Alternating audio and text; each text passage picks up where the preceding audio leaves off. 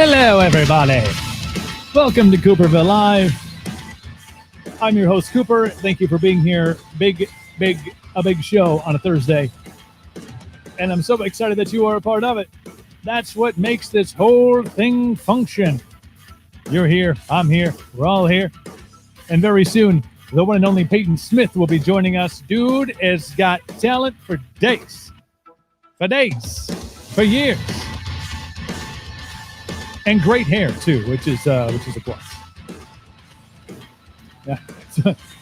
That's why there's been one episode in 2.5 months where I haven't had a hat on. So you got to rock that line. It's not cheap. Rock that stuff. Mr. Fade in the house. I got that great hair. I just work all day. So I get done with work, and it looks like a shit show on top of my head. And I'm like, I had to put the hat on. Got to put the hat on. Good to see you, Fade.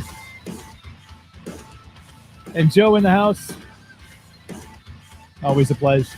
Wherever you're watching, thank you. Facebook Live, YouTube Live, youtube.com/Cooperville Live, and twitch.tv/No Limit Cooper. Trying to get those Twitch things up. We talked about this yesterday. Tuesdays, we're going all in on Twitch. Twitch Tuesdays.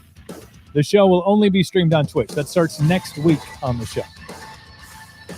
And now you know. The show is brought to you by Captain Coop's Beard Company. That's my jam. That's that Captain Coop's, yo. Let's see if we can get it out the glare. Yeah, like that. Captain's Quarters. CaptainCoops.com is the website which you can go and check out.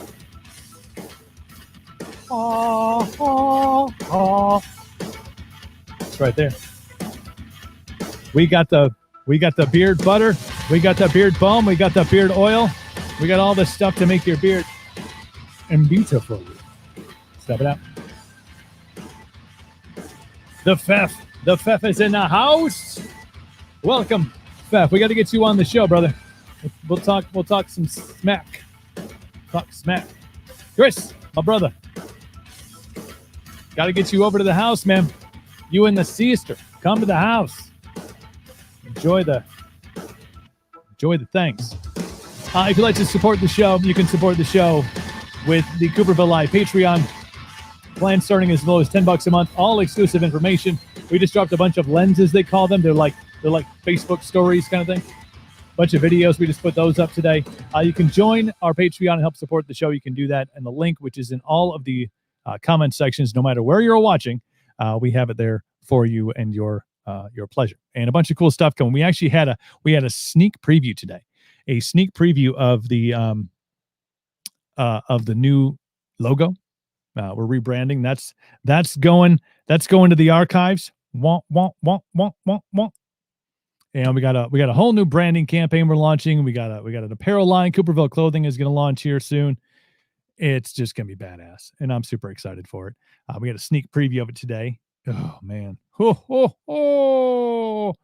it's so good. But if you remember the Patreon, you get all exclusive access to it, like right out the gate. Like before we even start talking about how you can get a hold of shirts and hats and shit like that. Like you can be able to do it through our Patreon. The link will be up there before anywhere else. So join the Patreon, support the show. We're looking at a studio build out as well. So we got a whole bunch of things going on. So check that out. Patreon. The link again in the comment sections, wherever you're watching. You tell my sister I love her too. I love her, and I miss both of your faces.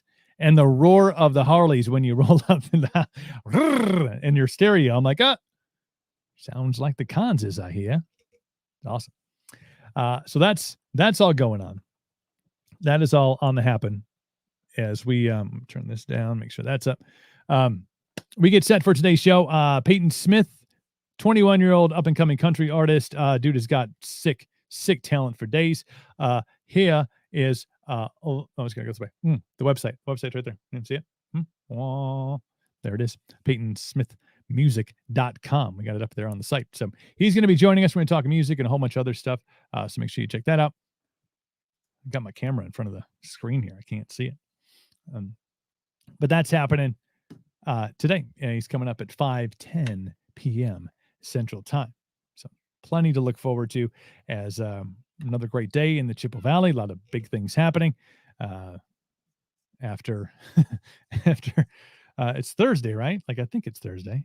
That's the weird thing. Days just running together with the show and with work and the running and shit, all the things. But a great day. I got baseball on right now. I did read, and I'm not sure. It seems like we are streaming on Facebook right now, and obviously Chris is watching on Facebook. We got some others I can see from the numbers here. But there was a report that came out, I think from Vibe. Was that the name of the? I gotta just pull it up here. Vibe.com saying that there was many reported outages on Facebook and Instagram. They were having some issues with some of their servers. It sounds like maybe they got the old hack again. So, but if we are streaming on there, obviously we are. Maybe it's back up and running, or maybe we are one of the blessed ones. Even though it was a week ago today when we had Derek Van Orden on, and they kiboshed our interview halfway through.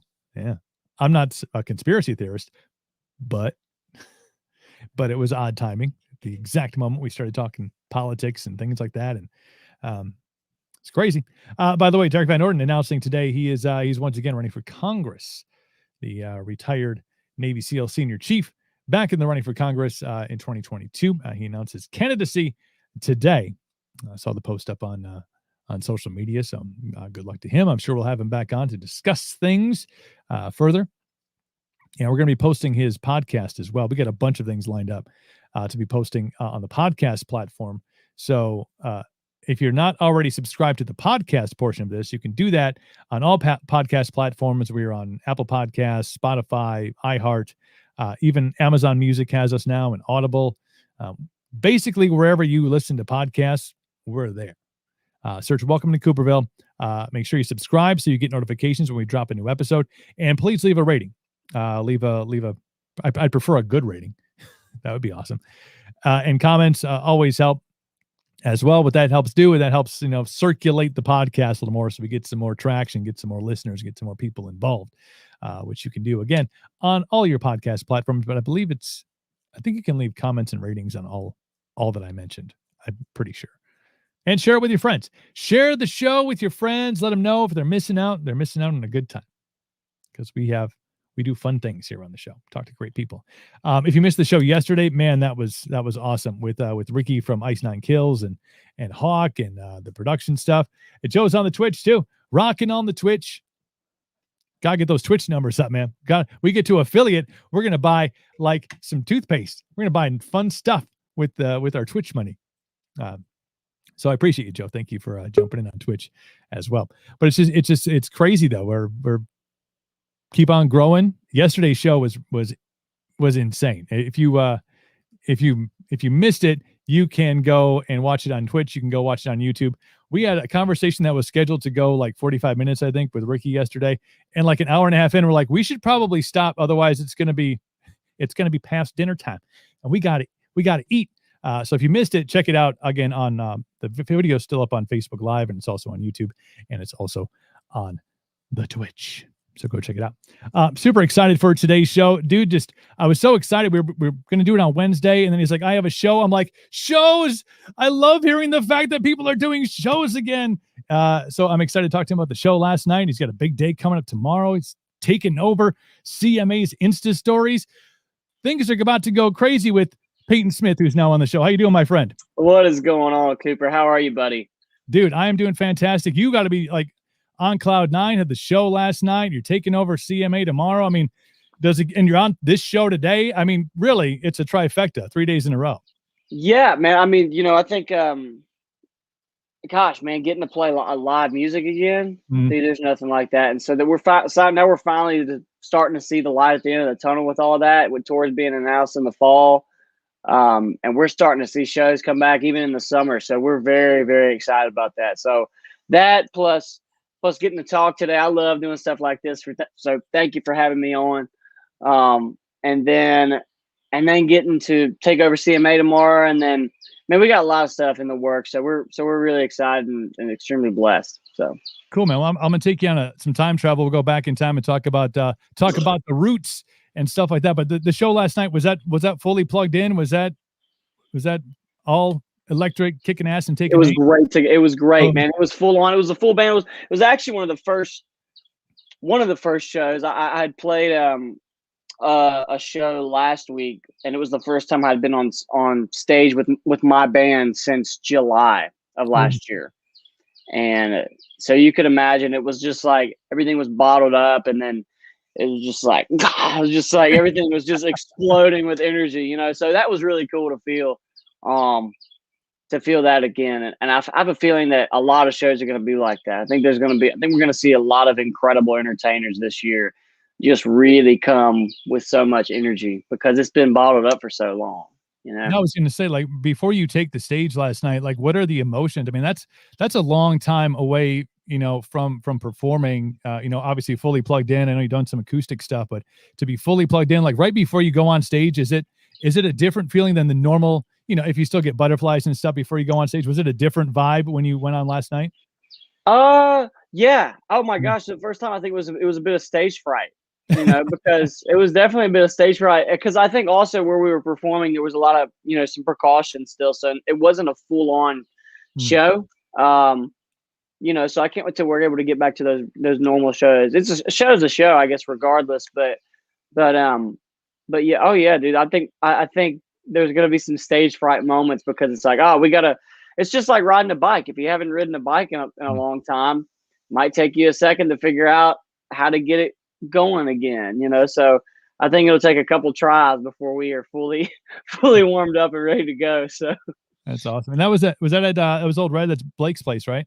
yeah, it's Blake's place. Yeah, yeah. We have quite a few shows coming up there. This was kind of the practice run yesterday, getting back on stage with the band. But in the next couple of weeks, we have a whole production coming in there, and we got a lot of special guests that are coming out too, which is going to be really fun. So That's cool, man. It's cool to kick the dust off the tires a little bit like that, and then to mm, have like more to look forward to. You know, you have, you know, you're doing a one off is one thing, but when you go, all right, this was the kick the dust off, get that, you know, open up the bottle a little bit, and then you have, I know, two more dates over there, and hopefully some more coming up in the future as we get into spring and summer and things for start to sure, open up. And but I'm gonna take you back in time. I know you're still a young cat. You're what? You're 21 now. Is that correct? I did. Yeah, I just turned 21 in January. Yeah, and see you still standing. That's a good sign.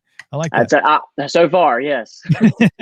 But you, as young as you are, though, I mean, you kind of caught the bug for music at a very, very young age. Take me back to when, like, you knew, like, this is going to be my jam. This is going to be the thing that I'm just there's no other thing except for performing and being an artist and being in music. Like, when did that start for you? It was very young. Yeah, it was very young. I mean, gosh, as long as I can remember, I was always spinning around to music. I mean, my dad would blare Def Leppard when I was little. So that was a lot of where it started, you know, hearing those Def Leppard records. And then my mom would play a lot of gospel music and a lot of 90s country too. Mm. So my parents never really, my dad could play three chords on the guitar, but they never really picked up an instrument and never really like sang. They did, but they just always had music playing around the house because they genuinely loved it that much. So I was just always surrounded by it. And I don't know. I mean, I guess from 3 years old, I just knew like I just want to do something with music. And then the older I got, the more I realized, no, I think I really want to do music. And I never like had another passion, I guess, of wanting to go into something else. It was just always stuck on music. So it started at a pretty young age, hearing those Def Leppard records and those George Strait records. And then Mm. I guess the first time I heard Keith Urban, I might have been 4 or 5. And I don't know why I was thinking this at the time for a 5-year-old to be thinking, you know, oh, that sounds like what dad listens to. And that also sounds like what mom listens to, is kind of combined together. And that really struck a chord with me.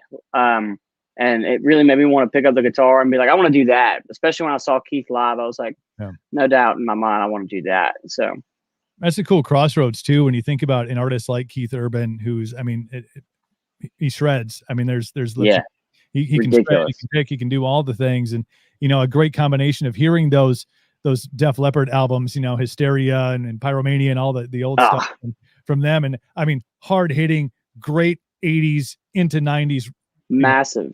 arena Yeah. rock and roll. I mean, it has and also has like this really uplifting, like positive, like good time and vibe to it. And then you have the 90s country, and you get, I mean, what a great smorgasbord, if you will, of That's of it. music to Yeah. be influenced by. I feel like so many people grew up like that. I don't think we were Yeah. all like, I think so many people grew up like hearing so many different kinds of genres. And I think that's what is great about country music. I'm all good. I'm okay with country music moving forward as long as we don't forget where we've come from. That's Right. my whole deal. Like I love all kinds of the country music because it's true. I mean, you're gonna be a reflection of your influences, no matter you know who you grew up listening to. That's gonna come out. So I feel like the Def Leppard stuff will come out. I feel like the '90s country will come out. Keith Urban will come out.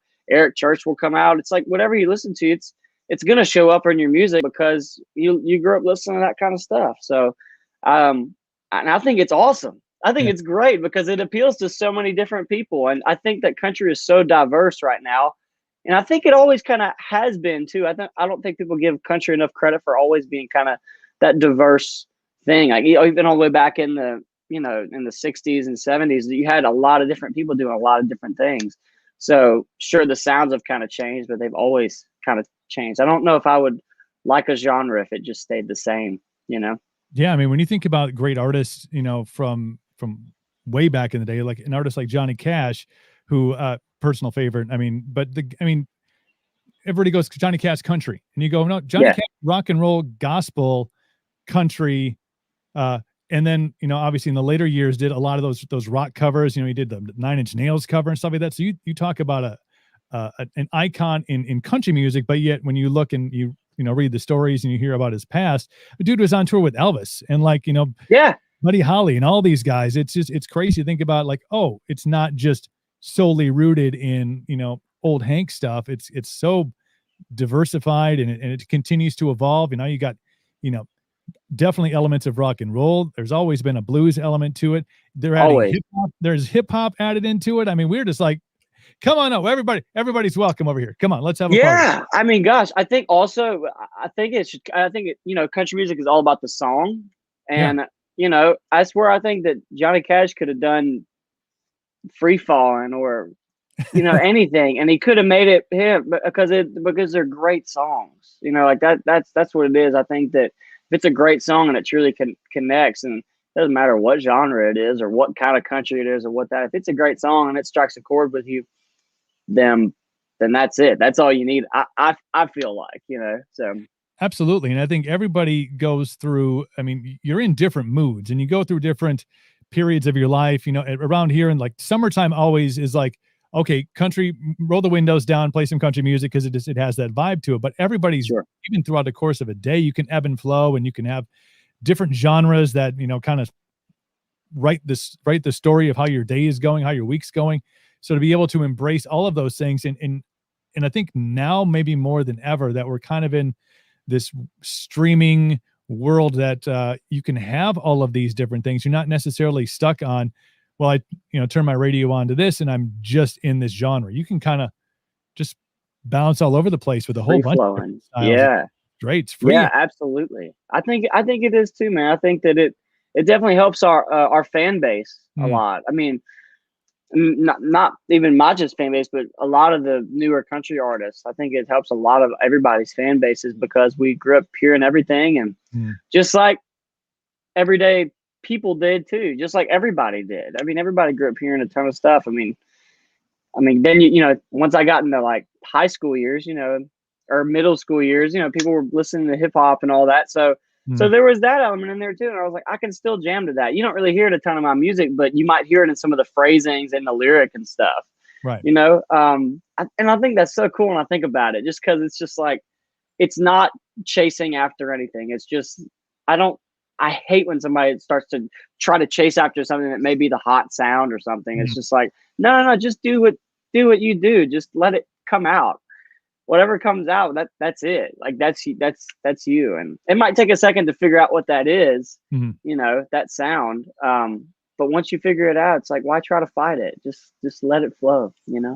We live in a day and age when Nelly released a country album. I mean, I don't know what. Yeah, right. Yeah. Wait, it's what? And that's a sentence you never thought you would say. It really isn't. Like, oh, country grammar. No, like country album, dude. Like, no, yeah. it's different. It's yeah, different. exactly. It's totally different. And you are, you're an instrument guy. I mean, obviously, you know, and I know on your EP you played you know, basically all the guitars on it, mandolin, banjo, all this stuff. Like, but tell me about your picking up the guitar for the first time, and you self-taught, right? You kind of figured it out on your own. Tell me about your, you know, getting into playing guitar, and how that has kind of shaped who you are as an artist. Yeah, I picked up guitar when I was, well, actually, I literally picked up the guitar when I was 6, Hmm. and I just started strumming it. Like, I knew no chords, but I was like, oh, this feels cool. Like, I want to do this, but my fingers were so small at the time, so couldn't really learn how to play it. And then my dad taught me 3 chords when I turned 10. And then I realized there's a lot more than 3 chords to songs. So dude, all you need is 3 chords and the truth. That's all you 3 need. chords and the truth. Yeah. Yeah. He told me a lie. That's what he said. It was 3 chords and the truth, but it was a lie. Wait a minute. 3 chords and some BS. That's what that was. Yeah, I was like 8 chords and a lie. Yeah. And then I took some guitar lessons for a while, and it might have just been me being stubborn, but I didn't like guitar lessons because it was, I found myself, and I mean, I guess the best way I can explain this is to pick up a guitar, but like, you know, somebody would play a chord like, oh, this is the correct way to, you know, play a chord like this, you know, and I'd be able to do it down here just by sitting in my bedroom and playing. Yeah. And they were like, oh no, but this is the correct way to play it. So I was just like, well, it sounds the same right here, and it's easier for me to play. You can't put my arm all the way out there. I'm 10. Yeah, exactly. So, you know, I think for me, it might have just been me being stubborn, but I kind of realized by how much time I was spending in my room learning, I was just like, I think I'm going to stop lessons and just start watching my heroes. And so really that's what I did. I just went down the YouTube rabbit hole of watching all the heroes, and then the people that were their heroes became my heroes. And then, you know, just that kind of thing. I guess that's where that's how I kind of learned playing guitar. So who would you put in the class of your heroes? Like who's on the list? Who's the top 3? Man, oh gosh, top 3. Definitely Keith Urban. I mean, you can definitely hear what, you know, I think a lot of that influence. Big Joe Walsh fan, huge Joe Walsh fan. I think, you know, just the way that he plays, especially in the Eagles and on his, you know, solo record stuff is just incredible. I mean, he knows how to leave space. He knows how to make solos a moment. So I love what Joe does. John Mayer too. John Mayer's just got the ultimate soul guitar kind of thing. Even people like Tom Morello.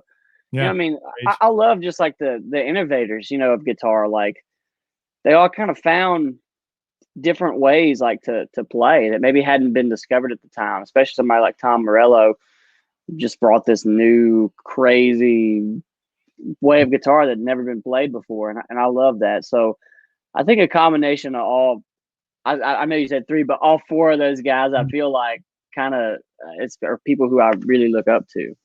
No, if you're going to go 4, I'll give you Tom Morello. I mean, you're going to extend the list. Like, I mean, and so different, so uniquely different, all of those artists, when you talk about their styles. I mean, the way they hold the guitar. I mean, Tom's always like up here with it. Like, I'm surprised dude hasn't had like shoulder surgery, because it's always right up here. It's always up on the chest. It's always up on his chest. Yeah, they're all just different. It's all different ways of playing, but I feel like if you listen every now and then to certain songs, to some of my songs, especially in the guitar playing, I feel like some of that comes out eventually on a track, even if it's just a slight kind of hint. I feel like you can kind of pick up on it. That's very cool. But I know you moved your story of moving to Nashville it's different than like the you know, the documentary of, well, I was living, you know, I was going to college and I decided to make the trip to Nashville. Like, you actually moved at a young age. You finished high school in Nashville. Tell me about that, you know, making that again, super young age, but involving yourself in the culture of Nashville, a place that I've just never been there, but for some reason I have a connection to it, just with the music scene and with a lot of friends and artists that I've spoken to on this show and then in my radio career down there. But tell me about being in Nashville and kind of really at a young age immersing yourself in that culture with all the talent that's down there. Like, what was that like for you as a younger man? It's funny you're saying that, because looking back at it now, I think, I mean, I was 14 when I first started coming to Nashville. I Mm, came here on a family vacation and ended up playing in the lobby of a hotel just because I loved playing wherever I went, whether it was around the pool on family vacation or wherever. I just was like, I'm just gonna go play down in the lobby, and ended up having a good crowd there. And then the concierge there was like, "Hey, I want to introduce you to somebody," and he ended up introducing me to a guy named Buddy Cannon who produces all the Kenny Chesney records. So he's an incredible song guy, and he was kind of my first mentor in Nashville. And so he really kind of taught me about the importance of songwriting, and that's really where I started digging deep was songwriting and co-writing in Nashville. I mean, Nashville's got an incredible crew of songwriters. yeah. Um, but looking back on it now, I mean, I was 14, so think about all I had to sing about was school dances and Yeah. cafeterias and maybe not getting put, having to sit on the bench for a football game or something. It's like there wasn't a whole lot of life lived there, so I was having to pull from other people's lives at the time that I knew, older people that I knew. And Mm, I think that was actually really cool because I was observing people a lot more in a different way. yeah. Like I would take something that somebody else was going through and put it in a song. Maybe I couldn't relate to it, but something about something that I saw them going through, and I was like, oh, I can write about that. So I think that once I kind of turned 19, 20, and now I'm 21, it was like the people that I was co-writing with, it sort of felt more like, oh yeah, you can come to the bar with us now. It was like we were still friends, but there's a little bit of that age gap there where it's like Right. we still wrote some incredible songs, but now it's a bit more of like okay, I've lived, and Mhm. writing comes a little bit easier, and the relationships too, or it's a little bit like, oh, you're not just the 14, 15-year-old in the room, Mhm. which can be hard sometimes, for people. But yeah, it was a fun couple of the first couple of years in Nashville were a lot of fun, and then some of the roadblocks started, and then it started becoming very much highs and lows, and Right. um, and that's where my family made the move up here when I was 16, 17, when we were starting to get a real buzz around town, Mhm. but we still just couldn't cut through. My dad left his job to move up here, and he'd been kind of learning a lot of stuff in the music industry, and we would still work together today, actually. Mhm. But we hit a lot of roadblocks, man. We just couldn't seem to get through the door. The buzz was there, we just Mhm. couldn't crack the door open. And so there were times where I was just like, 4 years in, we're living up here. We've left where I'm from. My dad left his job. We're like struggling. I mean, we're Yeah. struggling. Yeah. Um, and then all of a sudden, it was like once I started playing live, then it changed the game for me completely. Yeah. Because for those 4 years, I focused on songwriting and not playing live. And playing live, that's where it all changed for me. So. Yeah. Tell me about that conversation, or that making that move for your parents, to move up from Louisiana, um, to make the move to Nashville. Like, that's big. I mean, that Yeah. for that kind of support, um, for like, hey, this is legit. Like, Peyton's got this gift, this thing, this je ne sais quoi, as they say, and I believe that's French. Is that French? I think that's French. He's got this tangible, this talent that we need to, in order for it to flourish in the way that we want it to flourish, he needs to be in the hub, in Mecca of Mm. country music. So tell me about that. Like, what are those conversations like, with your parents and them with you about, hey, we're going to do this, we're going to, your dad, leaving his job in order to pursue this for you. What are those conversations like, making that jump to Nashville? Truly, it was just like my parents, like any parent, you want to see your kids succeed, and you want to see what they love to do, and any way they can help do that. I believe that they're gonna try, and that's generally how my parents felt. Not only about my passion, but all my brothers. I have three younger brothers, Mm, and so all of their passion, they would have done the same for them, and sacrifice for them because it's their kids, yeah. and they want to help them out. And I think also being the fact that I was learning so much about the songwriting and producing side of things in town. While I was doing that, my dad was out having meetings with people in the music industry and learning about publishing and management and the business side of things. And I always thought it'd be cool to do this together, you know, because we love working together. And you know, obviously there's stories about that, you know, about stuff not turning out the way it did Right. because of, you know, unpure intentions and all. But genuinely, just me and my dad love working together. But it was definitely a hard year, the year that we moved up here and just couldn't get anything. We couldn't get a record deal. I couldn't get a record deal.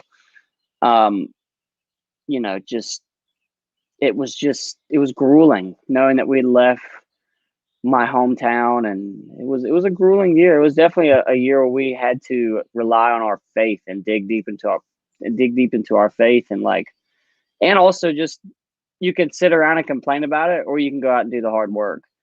Yeah. Um, and that's kind of where we were at, and we just chose, all right, we're going to dig in, and we're really going to, there is no plan B. We're going to make plan A work. And so just knowing that I had that support from both my dad and my mom and my brothers. I mean, that, you know, for them to be like, yeah, you know, we're gonna be up there with you. Mhm. I just think I'm extremely blessed. I guess that's the only way I know how to put it. To have their support. Well, I think it's a fantastic story, and I think that it does. I want to say age you because that sounds like a negative thing, but it ages you in the fact that you had to go through an experience. You know, you had to go with the move and then being in Nashville and then, Mm, doors not opening wide open. Those are those kind of life experiences that maybe that storyline doesn't necessarily resonate in a song, but it's a life experience that you can draw back from and be like, I remember the feeling when this. And I think that is an expansion of your songwriting, because I know I'm not sure the number, but how many songs do you think that you've penned over the course of your songwriting career? It's got to be an insane number. yeah, I mean, I know I counted up about a month ago of everything that we wrote in 2020 because we couldn't tour in 2020. So all we had to do was write. So I wrote 86 songs in 2020, and so I I might be a way off number, but um I wouldn't put it past 700, maybe 700 songs since I've been in town for close to 7 years. Mm. Um, So I mean, close to 700, maybe. I think. Anyway, crazy to think that. Yeah. And I'm not sure of the exact number, but I wouldn't be surprised if it was close to that. Right. And what's your songwriting process like? Do you have a ritual thing that you do? Do you have like scheduled time? Is it like when it hits you? Like what's the process like for you to go from, idea to pen to paper? Yeah, it's all of what you just said. I mean, sometimes it just comes like in the middle of the day. Like you could be sitting here and I have the guitar and I might just be strumming something, and an idea may come, or I may hear somebody say something, and I'll be like, oh, or you always have that writer's um nothing. It's a steel trap. The writer's steel trap. Like Mhm. nothing gets past it. So you always want to make sure that you have that up, just in case somebody says something that, oh, that's a cool way of saying it, and leaving that in the back of your mind. And then normally when I am co-writing with somebody, we start around 11 o'clock. Mhm. Um, but I also try. I mean, I'm a guitar player, so I pick up the guitar and I start playing something first and Yeah. feeling like, okay, I'll play something like, what does that sound like? What words go over that? What melody and different things like that. It's just, I don't know if there's no formula. There's just getting in there and doing it over and over and over and over again. And that's what I feel like I still tell like new writers that come to town. It's like, well, you know, what do I need to do to get a publishing or get in with writers? It's just like, dude, the first 50 songs, yeah, the first 50 songs, yeah, they're not gonna be great. But in your mind, each one is gonna get better and better, and it's the truth. You're Mhm. gonna look back after 150 songs and be like, oh my gosh, I really grew, you Yeah. know? So I love that because I'm gonna look back at 2 years from now and be like, oh, the songs that we have now are better, are better than the ones from 2 years ago. Because it's an ever growing process and you hone your craft. So absolutely, man, and continue to do so. And I'm sure Evan, and we'll talk about having the last year off of touring and stuff like that, and all the things leading up to what 2020 into 2021 was. But let's talk about you talked about the being in Nashville and the ebbs and flows and the ups and downs and the emotional roller coaster that you go through. Being there and not having it be, like, oh, I just walk in and the door's open and everybody's like, oh, hey, Payton, come on in and sign right here. And but tell me about getting that first record deal. Like how did the situation occur, and then like was it elation? Like what does it feel like when you're like, okay, I feel in a good spot now. I feel like all the ups and downs now we're on and up. For sure, I think so I remember I was playing CMA Fest. First time I ever played CMA Fest in 2018. And I'm standing on stage and we're playing. We got a good crowd. We're getting them entertained. And second song, and I see Scott Borchetta, who is the head of Big Machine Label Group. And he walked into the audience. And I was like, oh, I'd met Scott a couple of times. I was like, oh, man, Scott's in the audience. So it's that pressure of like, oh, I better remember everything in my head. And I better, it's like that pressure of like, oh, gosh. I remember kind of freaking out a little bit. But also I was like, oh, what if? What if? I'd just been in town long enough to where I was kind of like, we'll see, not getting my hopes up too high, but just going like, what if? It's that what if that you hold on to. That's what I've found in the past 7 years. You always hold on to the what if. That's what keeps you going. And so finished playing about 6 songs, looked up, Scott's gone. He was on the phone with somebody and then he was gone. And that night I got a call from his team and they were like, whatever you did, Scott absolutely loved it. And he was like, come in, play some songs for Scott. We just want to get to know you a little bit. Right. So over the course of a couple of weeks, I'd gone in and played him some songs, sent him acoustic songs and different things like that. And I remember specifically where I was south of town driving down a road called Old Hillsborough Road, and driving down, and I got the call, and I remember one of his team members saying, if you want a deal at Big Machine, you've got one. And I was just like, oh, this is, yes, thinking like, oh my gosh, this is it. And it was like a weight almost off of my shoulders, like, okay, there it is. And I pull off the road and cried because I was like, are you kidding me? I just couldn't believe it. So it was a really special moment. And then, but it's funny how you think that, all right, got the deal. Now if we can get some music out, now if we can get this now. So it's a constant, constant list of like, oh, well, how far can we get, Right. Yeah. It's an evolution. To get the signing done is great. Yeah. And you're like, okay, now the work begins. Now the real work begins. Like, well, you've been working for years before that, but that's an awesome story to hear that it's, you get that call and you're like, all right. And you have the moment and then you're like, all right. Yeah. It was a good feeling, man. It was an emotional feeling for sure. Very cool stuff. And, I know you, we're looking at 2020 and big plans. I know, music out and looking at touring. There was I think the Chris Young tour, was out there. And then you have this thing that just affects the entire world. It's the craziest thing that, I mean, in my almost 41 years and your 21 years, I mean, this is the time of life we're going to reference this, pretty much forever. Like forever. I remember back in 2020, and you'll find some bad things, but hopefully some silver linings as well, as you talked about having a chance during this time to be proactive and to write 86 songs over the course of the year. But like, what was your reaction to initially? Like, you got these plans, you're looking, every year, every time a calendar turns over, people go, oh, this year we got this, and this, and we're going to get after it. And we're going to music and the tours and our fan base is going to grow. It's going to be great. And then you have March that shows up and is like, well, hold on, you're not going to do anything. Well, first Nashville had a big tornado, right? Like the week before the shutdown, wasn't there a huge tornado in Nashville? I know I had massive tornado. Another artist, Jessley, was going to be on the show on that evening. And I jumped on my phone and it was like, huge tornado hits downtown Nashville. I'm like, I messaged her team and they're like, we're safe, we're fine.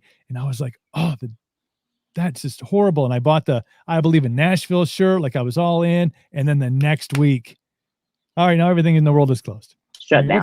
Yeah. Yeah, closed down. What was that like for you to go through not just the tornado, but then to have, really all of your plans for the year kind of be on hold? On hold. Actually, let me go grab a charger real quick. Can I go grab a charger for this computer? Yeah. Let me go grab a charger for this because I have a lot of stuff to say about 2020. No, you're all good, man. We'll put the website up while you're gone. Sweet. All right, we're gonna jump on that. See, we got Payton's website up there, PaytonSmithMusic.com. He's gonna grab a charger for his laptop, and we're gonna continue on with the story of 2020 after you have a giant tornado. I remember that morning, Jessie was gonna be on, and got up, saw the story, and checked on them, making sure they were okay. And some of my other friends down there, Kenneth Nixon from Framing Hanley, and George Dukas down there as well, a couple of my buddies, and it's just wild. You feel for that town, and all of a sudden you have the world that shuts down. It's just crazy. But it'll be interesting to get a perspective on like what's that like to be not only in the mix of the tornado, but then all your plans are put on the shelf for the year. It's crazy stuff, man. It's just craziness to have that happen. But while we're waiting for Payton to get back on, make sure you check out his website. See, it's right there. See the website. It's right there. PaytonSmithMusic.com. It's right there on the screen. You can go and check it out. Looks like he's got his got the stuff back up. We are good to go. Awesome. We'll put us back on the full screen here. There we go. I was just promoting your website, making sure people know what's. I love it. Thank you, man. I appreciate it. That's why I'm here, man. So yeah, so 2020 starts the year. We're ready to rock. We're gonna kick some ass, take some names, and then tornadoes, and then the world shuts down. Man, we had. I mean, I just made my Opry debut in February. It was the first time I ever played the Grand Ole Opry. We had our song "Like I Knew You Would" headed to country radio. We were on a radio tour. We had 60 dates with Chris Young, and it was like this was the year. This was the launch year. This was the year that we all have worked for. And then another roadblock. Down we go. And oh my gosh, I mean, yeah, I can't even begin to describe how mentally hard it was and still is. Yeah. To go like, wow, dude, like to know I think we were over on the West Coast in March of last year. And I remember getting the call like, hey, it's just getting a little bit unsafe. You guys need to fly back, catch the next flight home. So we did, got back to Nash, and I remember thinking, all right, a couple of weeks, we'll have this all figured out. Right. And about 4 weeks, the first 10 dates were canceled for Chris's tour. And I was like, okay, still optimistic. We're in April. I'm doing some Zoom, radio tour stuff and different things like that. And so that was so early on, before anybody had started really using Zoom, and then it just tours started getting canceled, and I was like, oh boy, this isn't looking good. Yeah. And then we went out to radio, and our song was doing good, but we'd only done half of our radio tour, so we weren't able to go see all of our radio stations across the country. So we just couldn't get our song moving enough. But even then, it was streaming like incredible, and the streaming numbers were just through the roof. So people knew the song. So, gosh, and then to know that we weren't going to play a show. Literally, the last normal show that I played before 2020 was the Opry, which it's like, if you're gonna go out, if you're gonna go in style, go with the Opry. That's not a bad jam. That's not a bad jam. Yeah.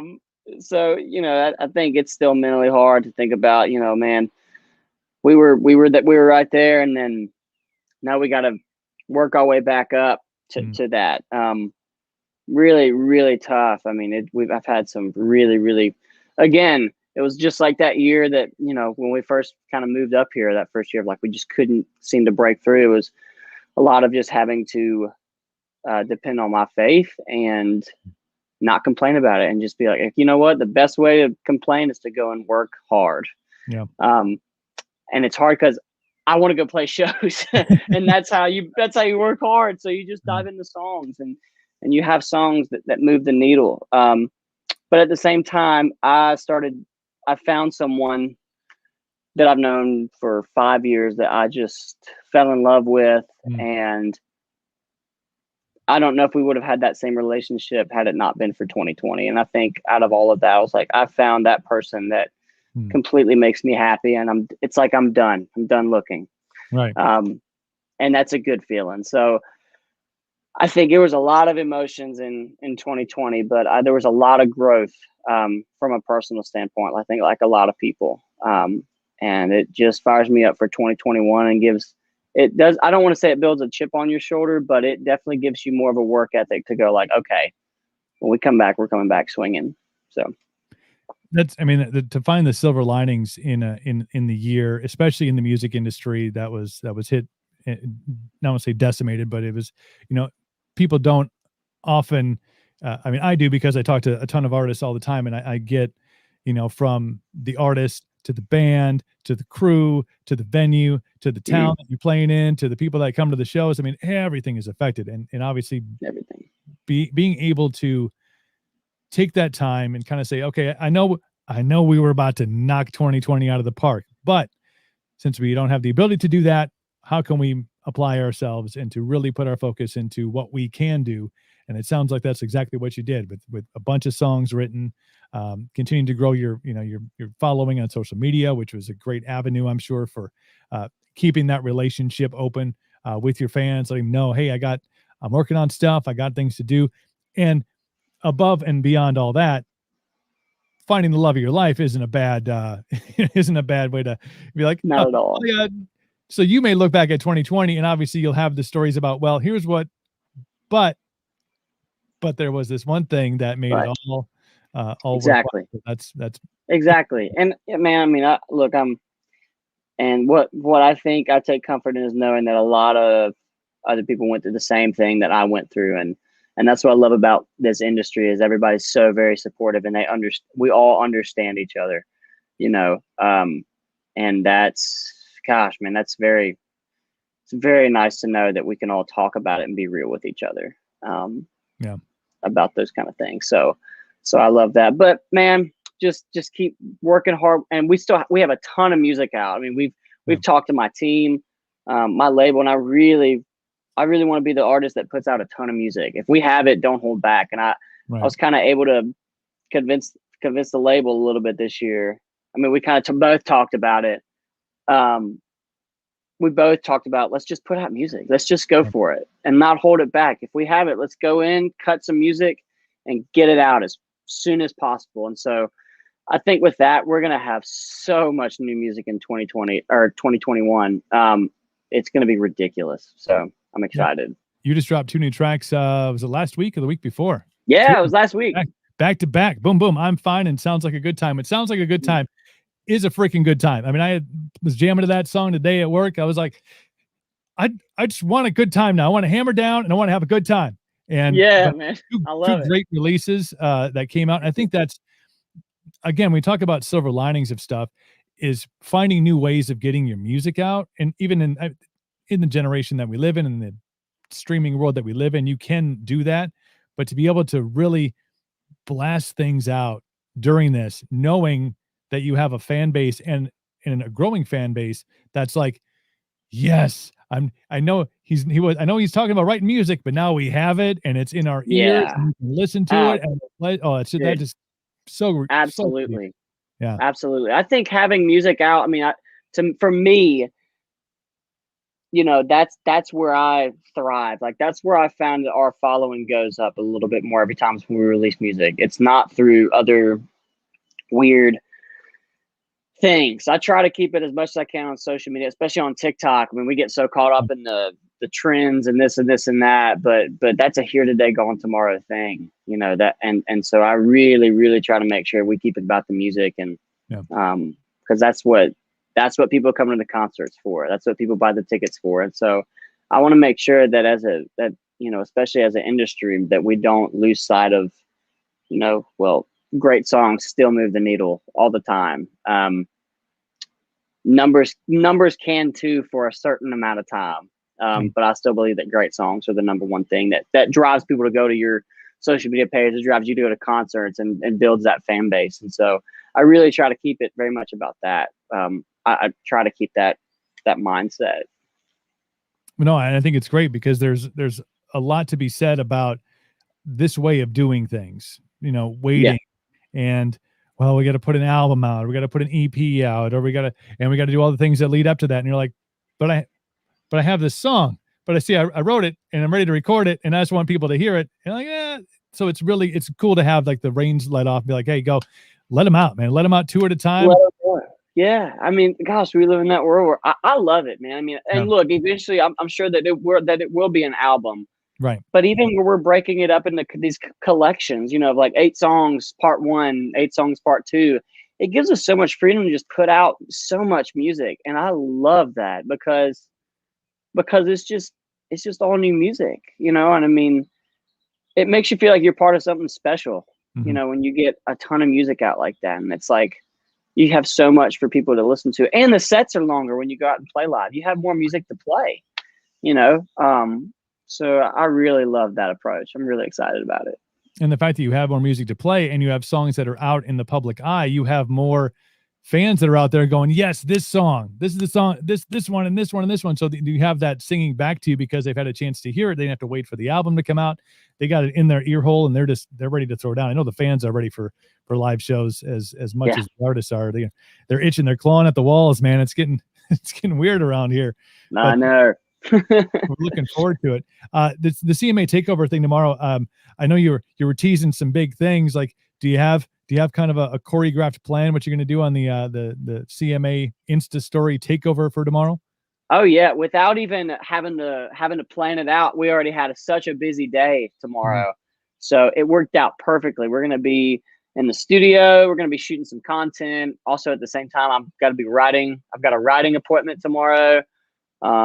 We have a bunch of billboards up, which I have not seen yet, around Nashville with the new song on Billboard. So I haven't seen that yet. So we're going to go check that out tomorrow and see that. So that'll be cool. Might do some fishing. Might do some fishing because it's going to be good weather tomorrow. So we'll try to get out there and wet a line. But yeah, we kind of have all kinds of plans for tomorrow. It's just going to be a day that I get to do what I do. So it's pretty cool. Awesome. Speaking of the fishing part, are you still doing Payton Smith outdoor stuff? Oh yeah, absolutely. Yeah. We've got a lot of cool things in the works right now. It's not as much hunting season. We're kind of in that season of spring where it's like the fishing's not great. And there's not a lot of hunting that's going on, turkey hunting, but I'm just not good at turkey hunting. I've never really have been. So I'm really good. I'm really good at turkey hunting. I go to the store and I say, "Where's the butterball?" And they're like, "It's in the frozen section." I'm like, "Yes." I wear mossy oak, and people are like, "This is really strange." I'm like, "Nah, don't worry about it. It's cool." It's like, dude, I didn't even have to blow a call. I didn't even have to check trail cams. Like, I just perfect. I went over to the Kroger 5-acre lot and it was done. It's a beautiful day for a turkey hunt. Yeah. So we're continuing to do that, but once it kind of warms up and the fishing gets a little better, we'll be back out doing a lot of fishing. So that's awesome. You can check that out on Payton's YouTube channel, with Payton's Outdoors. Hey man, thank you so much for the time and the great stories. I mean, and hearing your, the backstory and into, getting through 2020 and congratulations on the love thing. That's awesome. You let your hair grow out. You got the beautiful locks. See, mine just goes here. You got the stuff back here. I wear hats. So see, man, I wish I could do it, but I still look so young when I do it. So it just looks like a 15-year-old trying to grow a beard. So it just ain't working out for me. Like Captain Coop's, that's my beard oil right there. You need some of that magic. Oh, dude. Okay. Yeah. I need some of that. I'll send you some, see if it works. Dude, I'm about it. Yeah. I'd love that. Dude, I'll send you some stuff, man. It's all good. When I got out of radio, I was like, what do you want to do with your life? I'm like, well, I want to do a podcast, and then I want to do a live stream show, and then I'm gonna make beard oil. And everybody's like, okay, go for it. It's awesome, dude. It's great. Got nothing else to do. But no, I'll catch up with you. I'll DM you and we'll get you send you over some of this stuff. But Awesome, the time, man. Thank you for the time and the great Hey, thank conversation. you. It's been a busy week, and I'm gonna be following you tomorrow on CMA's at CMA. So everybody go follow at CMA and see what Payton Smith's got going on a busy Friday tomorrow, man. Appreciate you, man. Thank you for the time and the music and the stories. Cooper, thank you so much, man. I really appreciate you reaching out and having me on, and anytime. I really appreciate it. Awesome, man. Well, hopefully we'll be seeing you at a live show. You make your way up to Wisconsin. We'll throw down a live show and we'll have good times, man. We'll have a good time. Awesome. Throw the website up here one more time. There it is. Look at that. Got the shows up there at Old Red, Blake's Place. See, I thought I looked better, but I don't. The pictures don't make me look better, I guess. I don't know. No, come on now. Come on, look at that. See all the stuff. It's beautiful. I love it. Hey, no, dude, thank you so much for the time. And yeah, let's get you back on the show maybe later on this spring and summer and see how you're doing. Check in with you. Awesome. Thank you so much, Cooper. I appreciate it. Awesome. Payton Smith on the show. What a great conversation, dude. That was fantastic. Great insight. Great stuff. Thank you all for following along and being a part of the program. And again, if you missed any of it, it will be posted. Our Facebook Live feed will be up there on the page at Cooperville Live, youtube.com/Cooperville Live, and Twitch. On Twitch, if you have the Twitch app, at No Limit Cooper. Otherwise, twitch.tv/No Limit Cooper. Make it a part of your day. We're gonna send him some beard stuff. We should see if he'll document that for us. Like we'll get him, we'll start him with the oil, and he'll start to get some, start to get that growth, and then we'll get him some balm, and then he'll be rocking locks. He'll look like Chris Stapleton, a young Chris Stapleton. Just throwing that out there as an idea. Tomorrow on the show, we are excited to have Sheriff Mack is going to be on with us. We're kind of bouncing times. He's up in the area doing a couple of speaking engagements. So we're kind of bouncing around on the time, but if you follow us on social media, whether it's my personal page on Facebook or the show or Instagram, wherever, we'll post it as soon as we find out. So we're still working out the details, but Sheriff Mack is going to be on the show tomorrow. If you don't know who Sheriff Mack is, go and find out. The man who fought the Clintons and survived. He's going to be on the program tomorrow. We'll talk all sorts of fun stuff with Sheriff Mack tomorrow on Cooperville Live. If you haven't done so already, please go and join our Patreon. We'll throw that link right there in the comment section, so you can join that. Get the first look at Cooperville Clothing Co. The stuff we're going to be giving out, it's going to be available to our patrons before anybody else. So please go and join. Exclusive content, great stuff, and maybe that's where we'll do the documentary on Payton Smith's beard growth. That'd be awesome. And check out his music at the Payton Smith on Instagram, Payton Smith on Facebook, and PaytonSmithMusic.com is the website. Hopefully we'll get some dates up here with the young and talented Payton Smith. To all of you, thank you for watching the show today. We'll see you here tomorrow. Take care of yourselves and one another. We are clear.